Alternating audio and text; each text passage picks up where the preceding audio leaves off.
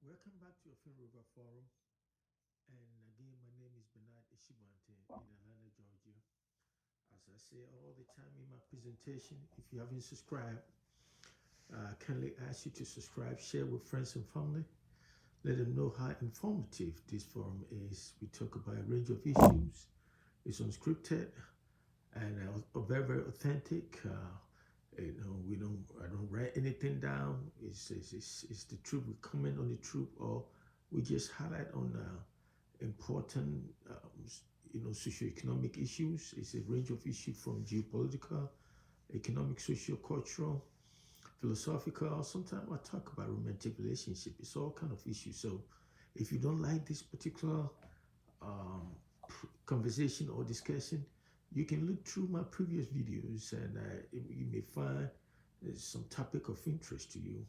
And it can be regional, international, globe everywhere. It's a lot of topics, to, go through it. So you won't be disappointed when you come here. My discussion is not structured. In other words, it's not organized, and I like it like that. I want to be different. I want to be, authentic and real. So I don't want to fake, and I just say what is on my mind, and I know is the truth. I comment on what is the truth. So you won't be disappointed. Tell friends and family, relatives and everybody. Let them know how informative this forum is, and like I said, you'll be disappointed when you got here. And so that is what it is. This is Ofin River Forum, and this is Bernard Ishibantin in Atlanta, Georgia. So subscribe, share with friends and family. Thank you so much. So today's discussion or conversation will be about microaggression. Microaggression is MICRO, micro, and then aggression. You add aggression, like aggressive behavior, aggression, microaggression. So what is microaggression? I will try my best to give you a simple definition. I know it will be a little bit confusing. It can confuse you a little bit, but I will give you examples, specific examples. And through the examples, you will have a very good understanding of what, it means to say somebody is being microaggressive towards you, or somebody's making microaggressive comments or remarks towards you, right? So that is what. So when we say simply microaggression is a word or a concept. It's a term. It's a word that is used for ordinary, like ordinary, everyday, verbal, like something you speak, verbal, express from your mouth. Verbal or behavioral, your behavior is a behavior. It can be a behavior or or in an environmental, in an environment where you live, where you work, wherever like that, where you work, where you go to school, stuff like that. It's a form of like slice, like shade, like somebody throwing shade, like throwing shades, to and so and whether it can be intentional or unintentional. It can be something planned or unplanned, and sometimes it look like it's complimentary. Somebody's giving you a compliment. So you may say thank you, but it's in actual fact, it's not a compliment. It's a form of discriminatory comment or remarks. So that is what it may be intentional, whether intentional or unintentional. And it conveys, derogatory, kind of negative attitude or kind of stereotypical attitude towards the person at the receiving end, right?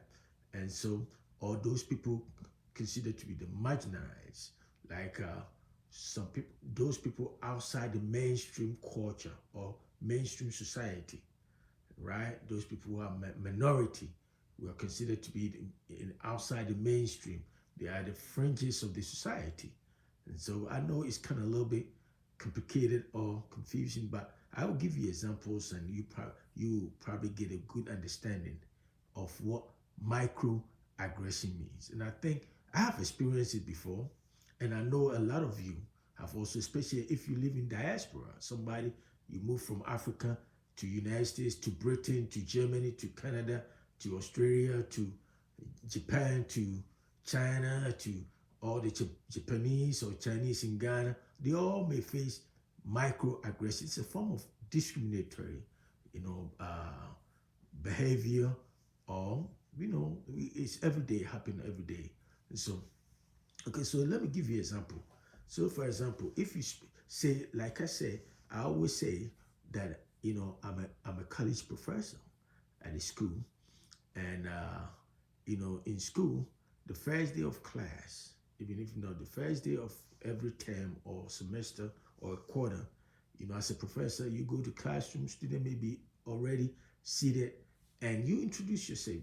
First day, you take by 30 minutes or whatever to do the course overview, introduction, and that comes with the expectation of the course and everything. So you introduce yourself as a professor, you mention your name, and sometimes a student will ask you, not necessarily white, black, American, they will ask you, oh, where you from?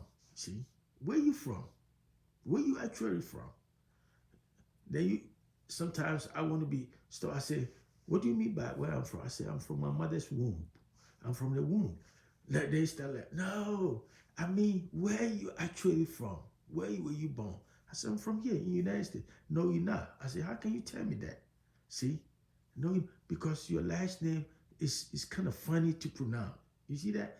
That is what we call microaggression.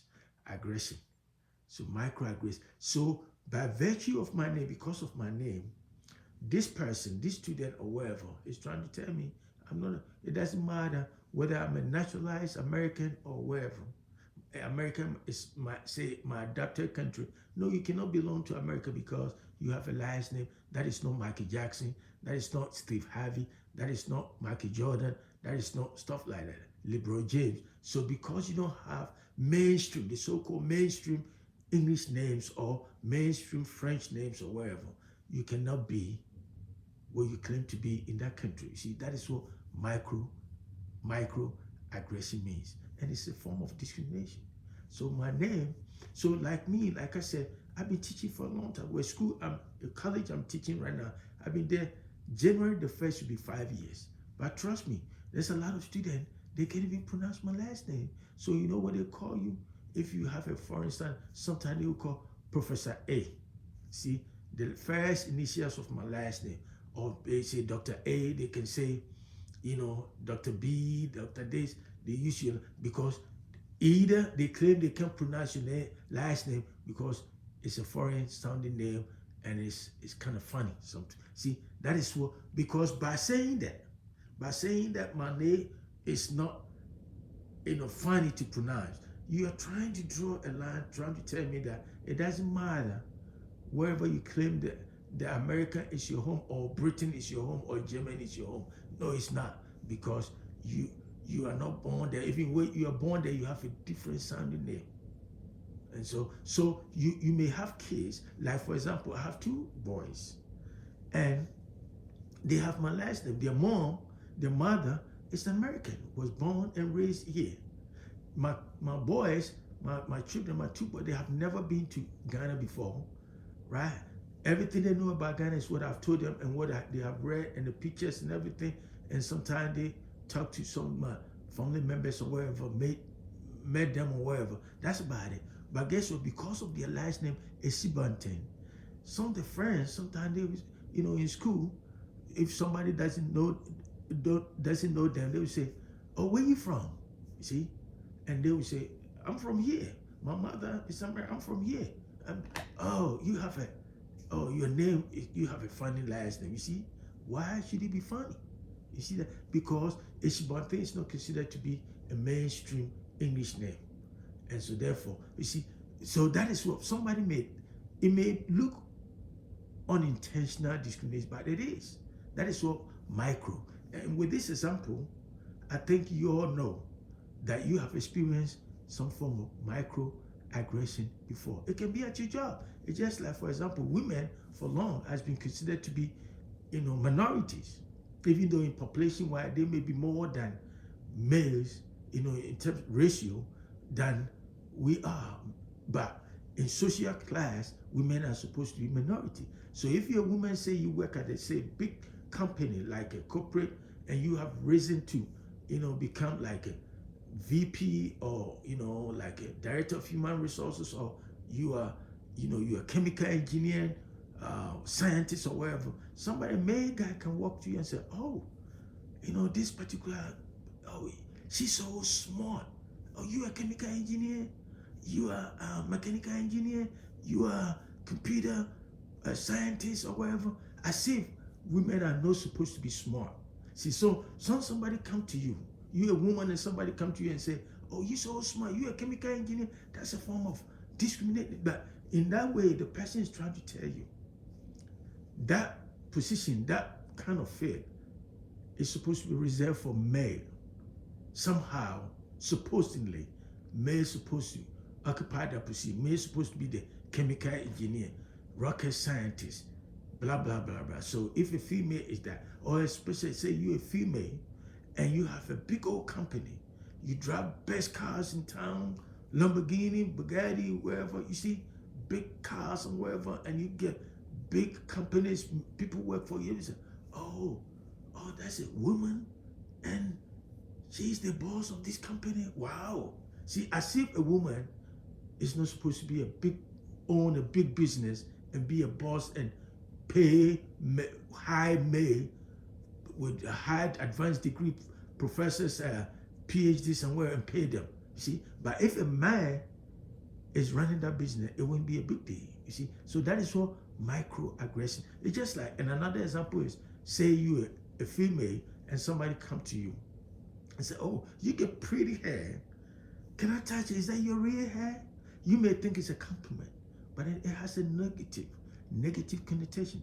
It's very, very derogatory. It's very, very insulting, because can that same person go to a white lady and touch the white lady, say, can I touch your hair?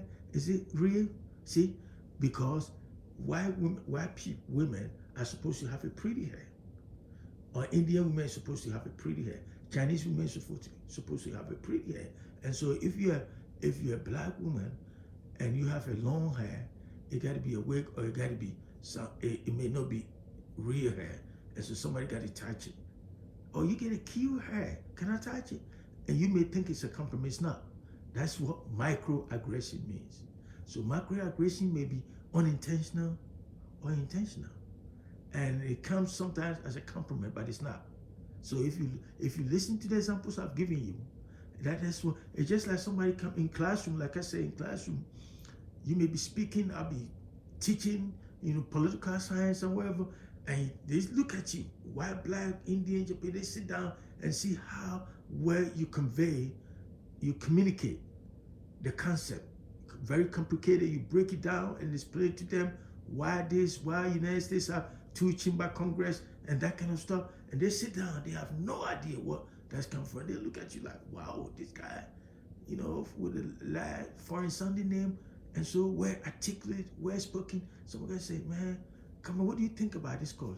Yeah, when I came to this class first time, when I look at your name, I didn't know you that so well articulate and whatever. You see, you may think it's a compliment. I didn't know you were well articulate. But if it's a white teacher, professor, would they say the same thing? You see that?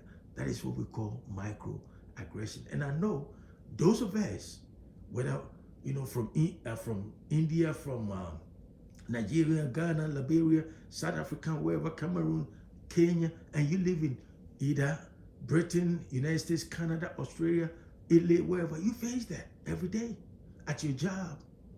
People come to you, oh, so and so, Linda, let me touch your hair. You have a pretty hair, cute hair. Thank you. Is that real? See, yeah, but they won't touch a white lady hair and say, is that real? See, that is what that means. Oh, you have a last name. Your last name, it's too difficult to pronounce. Your last name is too difficult to pronounce. Why can't you say, where is that last name? What do you think? What do you think? Give me a suggestion. You see, in a very diplomatic, where is that last name come from? Or where is that last name originate from? Or can you help me pronounce this name?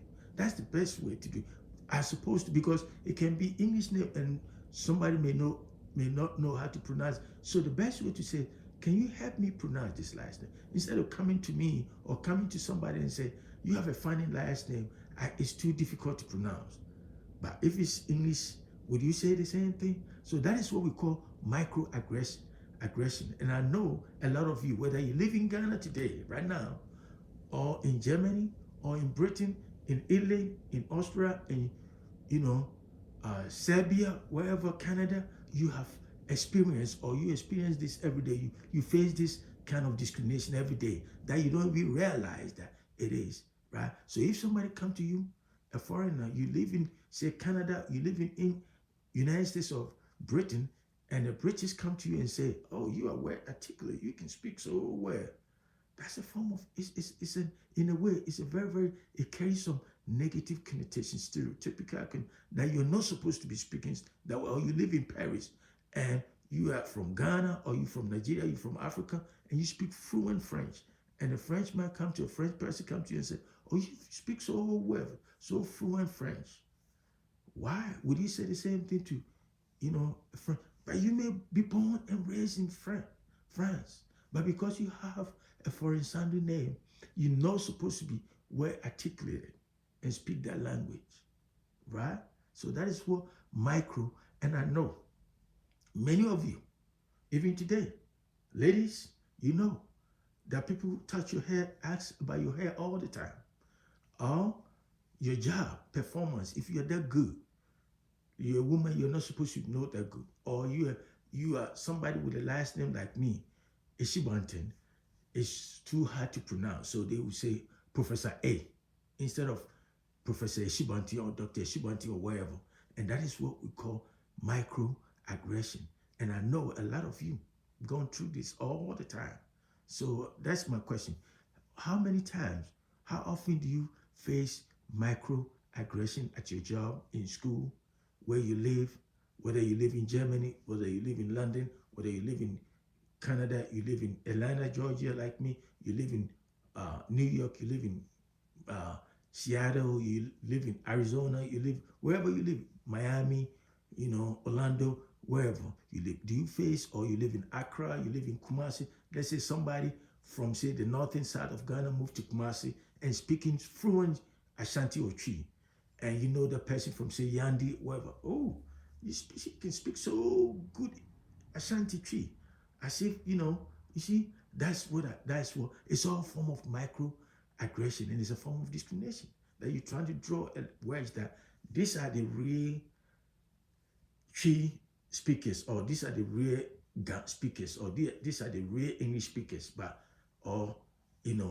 American English speakers, or British English, or French speakers. But because of your last name, or well, because you have an accent, you're not supposed to be well articulated, or you're not supposed to be so good at what you're doing because you're a woman, or because you're a foreigner, because that is what microaggression means. So let's have a conversation about this, and send me your comment.